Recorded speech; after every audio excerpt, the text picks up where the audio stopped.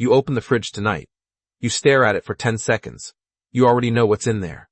But the real answer to what your body actually wants is far stranger than anything on that shelf. Your ancestors never opened a fridge. They never read a nutrition label.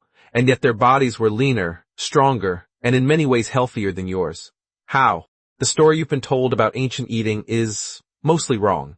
Not wrong by a little. Wrong by a lot. You heard the word paleo. You've seen the diet plans. Meat, meat, more meat. A caveman gnawing on a bone by a fire. That image is everywhere. It's also mostly fiction. Here's what actually happened. For millions of years, your ancestors' diet was overwhelmingly plants. Not steak, not bacon, roots, leaves, insects, tubers dug from hard soil with sharpened sticks. Meat was rare. Meat was a celebration, not a daily meal. Primatologist Catherine Milton spent years studying wild primates and early human diets. Her research suggests early hominins ate a diet close to modern chimpanzees. Mostly fruit. Mostly fiber, mostly plants, foraged constantly, all day long. Think about that. All day long. Not 3 meals, not a fridge stocked and ready, constant, slow, effortful searching. Your body still remembers this. That's why you snack. That's why sitting still with a full pantry feels unnatural. Your ancestors' bodies were built for grazing, not for gorging. But something changed. Something changed everything. Around 2 million years ago, brains began to grow. Fast. Dramatically. And a growing brain needs enormous energy. Plants alone couldn't fuel it. Something had to give. Harvard biologist Richard Wrangham has a controversial answer. Fire. Cooking. He argues that cooked food, not raw meat, is what powered the human brain's explosive growth. Cooking breaks down tough plant fibers. Cooking makes meat easier to digest. Cooking hands your gut free calories. It would otherwise burn, just trying to extract them. Before fire, your ancestors spent hours a day just chewing. Raw food is brutal work for a body. After fire, that time freed up. That energy redirected. Straight into the brain.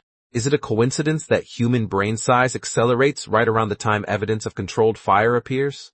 Wrangham doesn't think so. So the story isn't, humans ate meat and got smart. The real story is stranger. Cooking changed everything. Cooking rewired your entire species. But even cooked meat wasn't the daily staple you imagine. Hunting large animals was rare, risky, and often unsuccessful. Most days ended without a kill. Most calories still came from the ground, not from the chase. Anthropologist Amanda Henry examined plant residue trapped in the fossilized teeth of ancient hominins, including Neanderthals.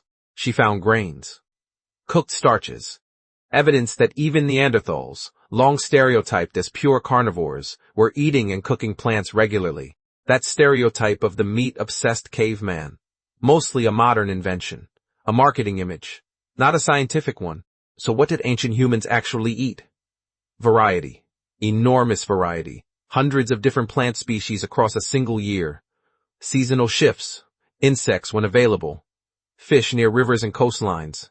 Fat and marrow from animal bones when a hunt succeeded. Nothing wasted. Nothing processed. Nothing the same for more than a few weeks at a time. Compare that to your plate today. How many different plant species did you eat this week? Most people in industrialized countries eat fewer than 20 species in a year. Your ancestors ate more than that in a single season. Here's the twist. It's not that ancient humans knew nutrition science. They didn't. They ate this way because they had no choice. Scarcity forced diversity. Hunger forced experimentation. The environment decided the menu, not preference. Your modern body is still tuned to that old rhythm. It still craves variety. It still rewards you with satisfaction when a meal contains different textures, different flavors, different sources. That's not a coincidence. That's an ancient signal, still running in the background. And it's not just what they ate. It's how they ate it. There was no guaranteed next meal, no refrigerator humming quietly in the corner. Food came in unpredictable bursts. Feast, then fast. Feast, then fast, sometimes for days. Your body still expects this rhythm, even though your life no longer provides it. That's part of why constant snacking can feel confusing to your system. It evolved for scarcity. You live in abundance. The gap between the two is where a lot of modern struggle with food actually begins. Now here's the deeper twist. The one most people never hear. Diet wasn't just about survival. It was social. Sharing food built trust. Sharing food built alliances. A successful hunt fed not just one family, but an entire group, reinforcing bonds that kept everyone alive through the next lean season. Eating together is ancient. Eating alone, in front of a screen, scrolling through options instead of foraging for them, is astonishingly new. Your brain still lights up differently around shared meals. That response didn't evolve in the last century. It evolved over millions of years. So when scientists reconstruct the ancestral diet, they're not handing you a meal plan. They're revealing a pattern. Constant movement. Constant variety. Rare feasts. Frequent scarcity. Shared meals. Cooked food that unlocked the very brain you're using to read this sentence right now. None of that fits neatly into a modern diet trend. None of it comes in a bar wrapped in plastic, marketed as paleo approved. The real ancient diet wasn't a diet at all. It was a relationship. A constant, adaptive negotiation between a body and its environment, refined over millions of years by trial, failure, and hunger. And that relationship never really ended. It just got buried under supermarkets and delivery apps and glowing screens that show you 1,000 meals you'll never have to hunt, forage, or cook from scratch. So tonight, when you open that fridge again, pause for just a second. You're not really deciding what to eat. Somewhere underneath that decision, a much older system is still running.